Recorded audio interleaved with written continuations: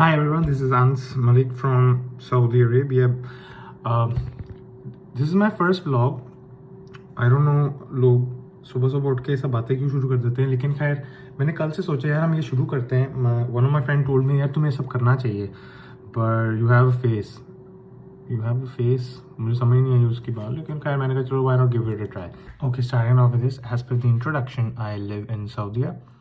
Jubail में रहता हूँ मैं, और इससे पहले आई वाज इन लाहौर, और I used to work for real estate company ऐसे गार्डन्स, एंड मैंने वहाँ पे 6 साल के लिए काम किया है. और उससे पहले I was in Portia Pakistan, मैंने 4 साल के लिए काम किया. ऐसे क्यों लग रहा है मैं अपना वो बचपन में क्या है पैराग्राफ होता था माई सेल्फ सुना रहा हूँ.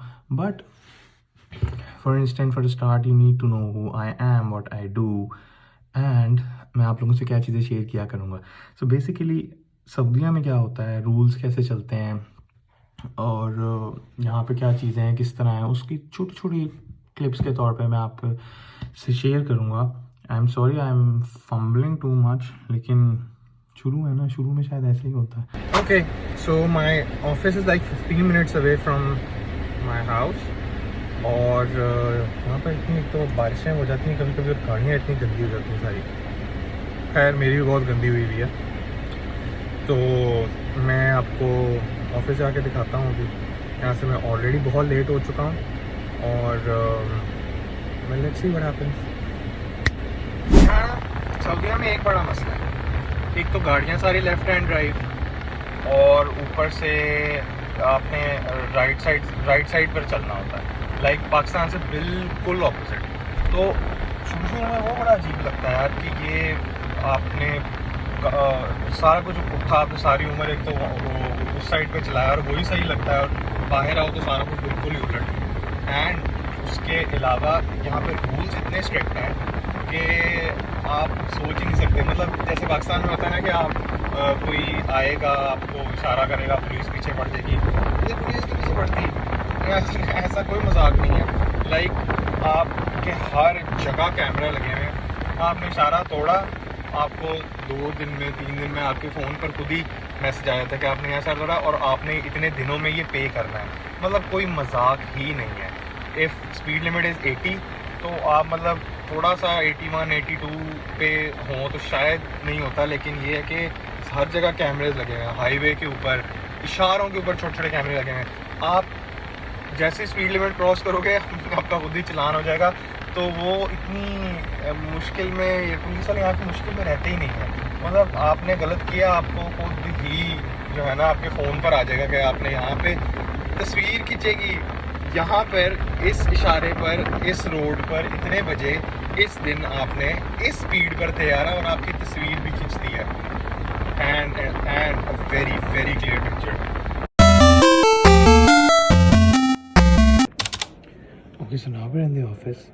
यहाँ मैं ज़्यादा ऊंचा नहीं बोल सकता कि सारे कैबिन्स बने हुए हैं तो अच्छा नहीं लगेगा ना. एक तो उर्दू थोड़े लोग समझते हैं, ज़्यादातर अरबी हैं, लेकिन समझते हैं ना आप. अच्छा, यहाँ की जॉब मार्केट में मैंने ये देखा है इतना स्ट्रेस नहीं होता जैसे कामों का लोग नहीं, पर जैसे it used to be in Pakistan when I was back in ऐसे gardens. I was a senior manager customer care by the end, और sometimes I remember बड़ा मुश्किल काम था यार. मतलब रोज़ के कस्टमर्स आने हैं, रोज़ उन्हें डील करना है, और एट द एंड खैर मेरे पास थोड़ी सी टीम थी, वो कर लेते थे मैनेज. लेकिन before that sometimes I just remember वो ऐसे होता था कि मैं एक कस्टमर डील किया, ओके, ऊपर से था नया बंदा आ चुका था, जरा से ये कब ख़त्म होगा. And as far as I remember मैंने एक दफ़ा दिन में मोर देन लाइक 370 केसेस एक दिन में डील किए थे. That was a big day. खैर यहाँ पर इतना स्ट्रेस नहीं होता है, तो काम चलता रहता है साथ साथ आपका, लेकिन इतना स्ट्रेसफुल काम नहीं होता जितना मैंने पाकिस्तान में देखा हुआ है. एंड इवन ऑल्सो बिफोर ऐसे gardens when I was in Porsche, तो वहाँ पर भी ऐसे ही था, इतना स्ट्रेस नहीं था. लेकिन ये है कि वो मार्केट थोड़ी सी और है, उसके कस्टमर थोड़े से और होते थे, तो वो लोग अलग किस्म की टेंशन डालते थे. पर खैर एज लाइफ गोज़ ऑन, मैं ये समझता हूँ चीज़ें आप थोड़ी थोड़ी आसान होती जाती हैं with the passage of time.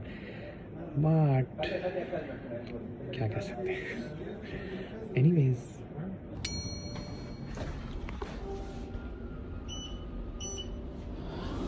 Okay क्या है, नॉर्मली ऑफिस में ब्रेक होती है 1 से 2 बजे तक, लेकिन यहाँ ब्रेक्स इस तरह नहीं है। सो नमाज ब्रेक होती है, और नॉर्मली मैंने खुद ही अपना टाइम रखा हुआ है, और उस नमाज का तो खुद नहीं टाइम रखा हुआ, लेकिन ये है कि लंच का मैंने अपना टाइम रखा हुआ खुद। नाइस। एक तो ये बड़ा रोज़ का मसला है, लंच में ज़्यादा गर्म कर लेता हूँ, फिर उसके बाद सीसी करता रहता हूँ, पर खैर मज़ा तो फिर गर्म ही आता है ना।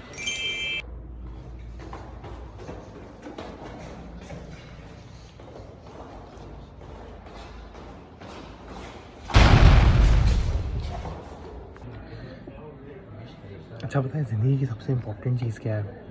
अच्छे काम करना, नमाज़ें पढ़ना, दीन दुनिया का ख्याल रखना, हाँ सब ठीक है, लेकिन सबसे इम्पोर्टेंट चीज़ है मीठा।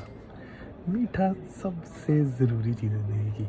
लाइक सी दिस, मीठे का इंतज़ाम ना मैंने हर जगह किया हुआ होता है, फिर मैं कहता हूँ वज़न क्यों नहीं कम होता। खैर, have some chocolates, some nuts, थोड़े से स्नैक्स तो रखने चाहिए ना, लेकिन ज़िंदगी में सबसे बड़ा जो मीठे का मज़ा है ना,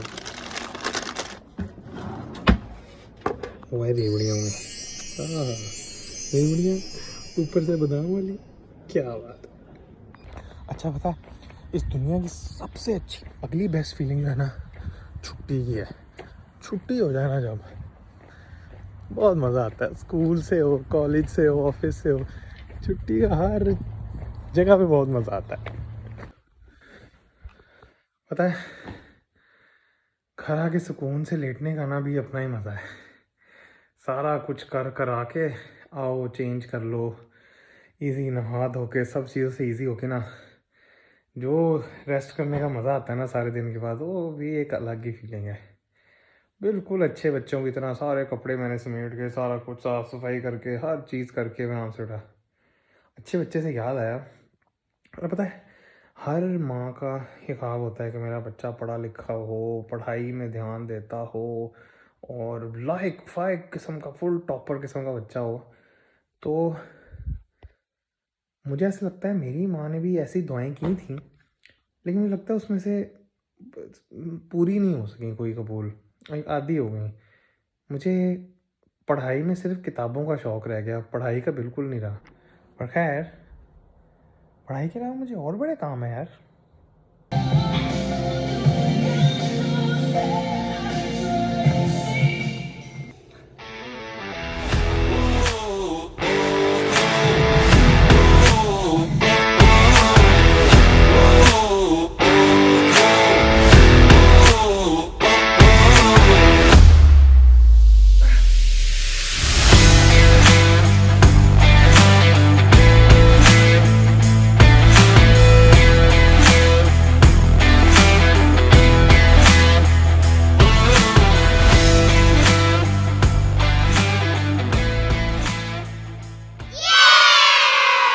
सब जिम से वापस आके ना, जो हॉट शावर लेने का मज़ा आता है ना, उसका भी कोई तोड़ नहीं है वैसे। पर खैर, हैव नोटिस मैं बेड पे नहीं सोता, क्योंकि छोटी सी उम्रों में कमर दर्दें और ये सारी चीज़ें, हेयर फॉल, सारा कुछ इकट्ठा आ गया है ना, इतने सारे गिफ्ट इकट्ठे मिल गए हैं, तो इसलिए ध्यान रखना पड़ता है। खैर, मैं नीचे मैट्रेस पे सोता हूँ, नीचे सोने का भी मज़ा आता है अपना। खैर, the most important question is, बाहर अकेले रहना मुश्किल काम है, आसान नहीं है। लेकिन मैं, हर कोई यही कहता है कि जी बाहर आ गए, नौकरी नहीं मिली, ये नहीं हुआ, वो नहीं हुआ। रिस्क यार अल्लाह के हाथ है, वो आपको जहाँ जैसे मिल जाए वो अल्लाह के साइड से है, वो अल्लाह के ज़िम्मे है। लेकिन ये है कि कहते हैं ना, कुछ पाने के लिए कुछ खोना पड़ता है, और खोकर पाने वाले को बाजीगर कहते हैं। रात को आके बाल लाना धो तो चिमट जाते हैं गंदे। पर खैर, anyways, I'll see you all tomorrow or in our next vlog, whenever it will be. पर तब तक के लिए I'll sign off and I'll see you next time.